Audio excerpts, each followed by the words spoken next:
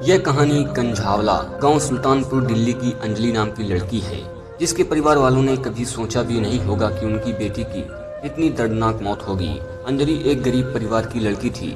उसके 3 बहनें और 2 भाई हैं। पिता की मृत्यु 7 साल पहले ही हो गई थी।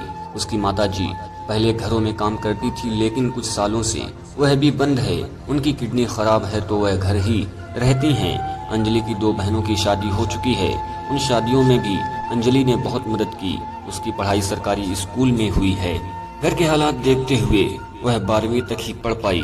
उसने शुरू से ही सोचा हुआ था कि वह घर घर जाकर बर्तन सफाई नहीं करेगी। छोटी छोटी जॉब करनी उसने शुरू कर दी। फिर एक मैडम ने उसकी मेहनत को देखते हुए इवेंट मैनेजमेंट में जॉब लगा दी। अब 10 से 15 हजार तक उसकी तनख्वाह हो जाती थी। वह अपनी माँ का भी इलाज करा रही थी। साथ साथ दोनों भाइयों को एक प्राइवेट स्कूल में डाल रखा था। वही अपने परिवार की करता धरता थी, कह सकते हैं अंधे की लकड़ी। अंजलि की मुलाकात एक निधि नाम की लड़की से हुई। दोनों की अच्छी दोस्ती हो गई।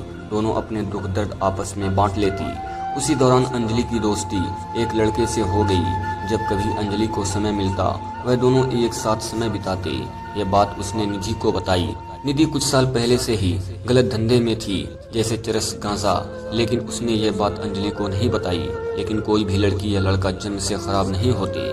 घर की हालतों के चलते इंसान क्या से क्या बन जाता है, उसका ही शिकार निधि थी। इन कामों की वजह से वह 1-2 बार जेल भी जा चुकी है, लेकिन उसको अब पैसे की गंदी लत लग गई थी। वह इन कामों में फंसती चली गई। निधि के अपने 2-3 घर भी खरीद रखे हैं। निधि को सभी गलत लड़के बताते हैं। बताना गलत भी नहीं, क्योंकि उन कामों का अंजाम बहुत बुरा ही होता है। वास्तव में इंसान कोई बुरा नहीं होता, उसके काम ही उसको अच्छा बुरा बनाते हैं। 24 अक्टूबर की बात है। अंजलि, निधि और अंजलि का दोस्त सभी एक मॉल में मिलते हैं। सारे मिलकर नए साल की पार्टी की प्लानिंग करते हैं। निधि ने रोहिणी ओयो नामक जगह पर 2 कमरे बुक कर दिए। ये सब बात करने के बाद सब अपने अपने घर निकल गए। अगले दिन की बात है। अंजलि को निधि ने अपने घर बुलाया। निधि ने अंजलि को एक पैकेट दिया और कहा कि जिधर तू काम करती है उधर एक अंकल आएंगे और ये पैकेट उनको दे देना। अंजलि पैकेट लेकर आ गई। अंजलि ने वो पैकेट अपनी स्कूटी में ही डाल दिया। अगले दिन जब वह अपने काम के लिए निकली, तभी निधि का फोन आया कि तूने वह पैकेट रख लिया है ना। अंजलि ने हाँ में जवाब दिया। फोन रख दिया। वह जैसे ही अपने ऑफिस पहुंची, वही दरवाजे पर उसे एक अंकल खड़े दिखे। अंजलि ने अभी स्कूटी रोकी ही थी, तभी उन अंकल ने पूछा, क्या तुम्हारा नाम अंजलि है? अंजलि ने हाँ कहा। अंकल ने कहा कि निधि ने आपको एक पैकेट दिया है, वह मुझे दे दो। निधि ने वह पैकेट अंकल को निकाल कर दे दिया, लेकिन वह अचंभित हो गई जब अंकल ने उस पैकेट को बहुत देर तक सूंघा। फिर उन्होंने अंजलि को 50,000 रुपए दे दिए और बोला निधि को दे देना। ये देखकर वह दोबारा से अचंभित हुई कि ऐसा क्या इस पैकेट में था। तभी वह अंकल से पूछने ही वाली थी कि अंकल वहां से गायब हो गए। फिर क्या था? अंजलि भी घबरा गई। इतने पैसे उसने कभी नहीं देखे थे। उसने फटाफट निधि को फोन लगाया, लेकिन निधि फिर घुमावदार बातें करने लगी और उसने बोला, ये पैसे संभाल कर रख, मैं शाम को ले लूंगी। अंजलि बहुत कुछ जानने की कोशिश की, लेकिन निधि ने कुछ भी नहीं बताया। उसने बोला कि जब हम मिलेंगे तब इस बारे में बात करेंगे। अंजलि ने वह पैसे संभाल कर अपने पर्स में रख दिए। अंजलि जैसे ही रात को अपने घर पहुंची, निधि खड़ी मिली। अंजलि ने निधि से पूछा, उस पैकेट में क्या था, ये बता। आखिरकार निधि को बताना पड़ा कि उसमें ड्रग्स थी। अंजलि घबरा गई कि तूने मुझसे गलत काम करवाया। दोनों में बहुत बहस होने लगी। अंजलि को समझ नहीं आ रहा था, क्योंकि वह ना चाहते हुए एक अपराध में फंस चुकी थी। आगे कुआं पीछे खाई, उसकी ऐसी हालत हो गई थी। निधि ने बोला, मैं तेरा हिस्सा तुझे दे दूंगी, तू मुझे 50,000 दे दे। निधि ने बोला, तू मेरा काम करती रहे, मैं तेरे को माला माल कर दूंगी। अंजलि ने मना कर दिया, मैं आज के बाद ये काम नहीं करूंगी। निधि ने बोला, कोई बात नहीं, तू मत करना, लेकिन इस काम के लिए मैं तुझे अच्छे पैसे दूंगी। अंजलि निधि को पैसे दे देती है। अंजलि अपने घर आ जाती है और निधि अपने घर चली जाती है। अंजलि की माँ पूछती है, क्या बेटा किस बात पर लड़ रहे थे? लेकिन वह माँ को क्या बताती, उसने बात को छुपा दिया। माँ, कुछ नहीं, दोस्तों में ऐसी बातें होती रहती है। फिर सबने मिलकर खाना खाया। फिर वह 31 तारीख की रात थी। निधि और अंजलि अपने अपने बॉयफ्रेंड के साथ ओयो में पहुंच गई। फिर चारों ने मिलकर खूब खाना पीना किया। फिर दोनों लड़कियां अपने अपने बॉयफ्रेंड के साथ कमरों में चली गई। फिर कुछ घंटे बिताकर रूम से बाहर आई। रात बहुत हो गई थी, अब सबको घर जाना था। चारों लोगों ने शराब पी रखी थी। दोनों लड़कों को बाइक और दोनों लड़कियों को स्कूटी पे जाना था। सब निकल ही रहे थे कि निधि और अंजलि में लड़ाई होने लगी। अंजलि नशे की हालत में होने की वजह से ड्रग्स वाली बात सबके सामने करने लगी। दोनों एक दूसरे को जली कटी सुनाने लगी। फिर अंजलि निधि से पैसे मांगने लगी। इसी बात पर दोनों बहस करने लगी।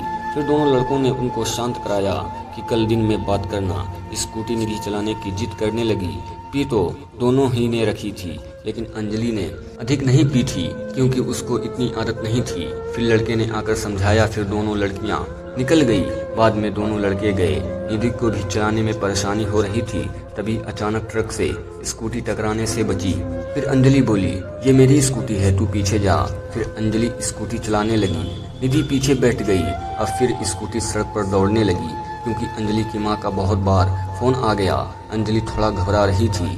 बस इसी जद्दोजहद अचानक उसकी स्कूटी एक कार से टकरा गई। निधि स्कूटी से दूर जा गिरी। वो घबरा गई कि ये क्या हुआ। अंजलि कार के पहिए के नीचे थी। वह दर्द से करा रही थी। निधि संभलती इतने में तो कार तेजी से निकल गई। कार में बैठे लोगों ने भी शराब जम के पी रखी थी। तेज म्यूजिक चला रखा था। उनमें से किसी ने भी एक बार भी उतरकर चेक नहीं किया। नया साल मना रहे थे, उसको कैसे खराब करते। कोई मरता है तो मरने दो, नया साल जो मनाना है। अंजलि की टांग पहिए में फंस गई थी। अंजलि के कपड़े फंसते चले गए। वो दर्द से कराहती रही। उधर कोई भी सुनने वाला नहीं था। उधर निधि ने दोस्ती के नाम पर दगाबाजी कर दी। वो चाहती तो उसी समय फोन कर सकती थी, लेकिन वह घर में छुप कर बैठ गई। यहाँ तक कि उसने तो स्कूटी भी किसी को बोलकर छुपा दी। अभी भी कार तेजी से चल रही थी। किसी को भी एहसास नहीं कि कुछ गड़बड़ है। रास्ते में जा रहे जोमेटो वाले सब देख रहे थे तो उसने अपने फोन से पुलिस को ये सब बताया। कार का नंबर भी नोट कराया। फिर वह अपने रास्ते निकल लिए। अंजलि का शरीर घसीटता जा रहा था।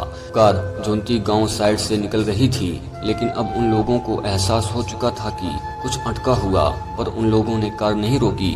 तभी उधर एक दीपक नाम के डेयरी वाले ने ये सब देख लिया तो पुलिस को फोन कर सारी वारदात बताई। यहाँ तक कि सारी लोकेशन तक बताई और कार का पीछा भी कराया। अब तक पुलिस के पास 2 लोगों की शिकायत जा चुकी थी, लेकिन हमारी पुलिस की तो नींद ही पूरी नहीं होती। ये हमारे रक्षक हैं। सरकार इनको सारी सुख सुविधा देती है, फिर भी क्यों इतनी लापरवाही। आखिरकार 4 बजे पुलिस पहुंची, जिधर अंजलि नहीं उसका कंकाल बचा। अगर समय से पुलिस उन लड़कों की कार पकड़ लेती तो शायद उस घर की बत्ती नहीं बुझती। हमारे देश का कानून और पुलिस जब सब कुछ खत्म हो जाता है तब जागती है। निधि ने जब पूछा तो उसने हर बात झूठ बताई। अब उस कार को भी पकड़ लिया गया। उन 4 लड़कों को भी जेल डाल दिया। अब कभी तो आईपीसी की धारा 302 लगा रहे, कभी 304। अब निधि का कच्चा चिट्ठा खोल रहे हैं। अब कोई अंजलि का भाई बन रहा है।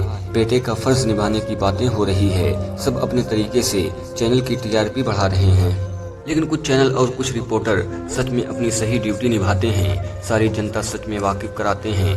अंजलि के परिवार की कोई हेल्प नहीं कर रहा, सिर्फ बातें बातें हो रही है।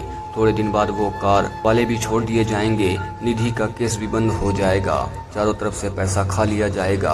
अंजलि के परिवार से किसी को कोई मतलब नहीं कि उस बीमार माँ और दोनों भाई का क्या होगा। और पुलिस अपनी बात छुपाने के लिए ऐसे ही गुमराह करती है रहेगी, क्योंकि उनके खिलाफ तो कोई एक्शन नहीं लेगा। थोड़े दिन बाद ये केस बंद हो जाएगा, जैसे और केस बंद पड़े हैं। उस माँ पर क्या बीती होगी। वह अब खून के आंसू रो रही है, क्योंकि अब उसे पता चला कि उसकी बेटी का अंतिम संस्कार करते समय उसके शरीर में कुछ बचा ही नहीं था। फॉरेंसिक रिपोर्ट में बताया गया कि पीठ के पीछे को सारा हिस्सा खत्म हो गया है। अभी सर का पीछे वाला हिस्सा भी नहीं मिला। इतनी दर्दनाक मौत भगवान किसी को ना दे। अंजलि और निधि की इस कहानी में प्रतिदिन नए तथ्य सामने आ रहे हैं। निधि पर पुलिस ने अपना शिकंजा बनाया हुआ है। समझ नहीं रहा है कि वास्तव में पुलिस अपनी नाकामयाबी को छुपा रही है या केस को एक नई बातों में फंसा रही है। अब तक हमारी दिल्ली पुलिस सड़कों पर कमरे तक की छानबीन पूरी नहीं कर पाई। निधि और अंजलि गरीबी में पली बसी लड़कियां जो जिंदगी को जद्दोजहद से लड़ रही थी। निधि उस जिंदगी में बहुत पहले से घुस चुकी थी। अंजलि शुरुआत कर रही थी। आजकल हमारी यंग जनरेशन जल्दी से शॉर्ट रास्ते धन कमाना चाहती है, जिसका नतीजा हमेशा खतरनाक होता है। ये कौन सा कल्चर फॉलो कर रहे हैं जिधर शराब पीकर नए साल की शुरुआत हो रही है। हमारा यूथ आजकल विदेशों की अच्छी नकल कर रहा है, जबकि वह लोग हमारे कल्चर को फॉलो कर रहे हैं। ये सब क्या है? निधि और अंजलि दोनों शराब पीकर स्कूटी चला रही थी, क्या इसमें उन दोनों की गलती थी? बिल्कुल भी नहीं। माना हम सभी लोग पुलिस को और सरकार को दोषी बता रहे हैं, लेकिन क्या हमारी कोई भी जिम्मेदारी नहीं कि हम अपना ध्यान रखें? इस खौफनाक मौत के पीछे अंजलि खुद ही जिम्मेदार है। उसे इतना पता होना चाहिए कि शराब पीकर स्कूटी नहीं चलाते, दुर्घटना होना तो स्वाभाविक था। उधर कार में बैठे हुए वह लड़के जो शराब पीकर कार चला रहे थे, उनके ज़मीर ने उनको एक बार भी नहीं धिक्कारा कि ये क्या कर रहे हो। जब उन्हें ये एहसास हो गया था कि वो हमारी गाड़ी के नीचे है, तो उसकी जान लेने पर इतने आतुर हो गए। खुद को बचाने के लिए दूसरों की जान लेनी जरूरी है। बुरे कामों को हमेशा बुरा नतीजा होता है। दूसरों का बुरा चाहोगे तो आपका अपना भी बुरा होगा। सोबत का हमेशा बुरा ही अंजाम होता है, जो कि अंजलि के साथ हुआ। ये सब बताने आपको पुलिस नहीं आएगी। आजकल के नौजवान एक बार भी अपने माता पिता के बारे में नहीं सोचते, उन्हें सिर्फ अपनी मौज मस्ती ही चाहिए। एक कहावत याद आती है, पछताए होत क्या, चिड़िया चुग गई खेत। उन माता पिता पर क्या गुजरती है, ये एहसास भी उन बच्चों को नहीं। ये सब देखकर बहुत शर्मिंदा होना पड़ता है।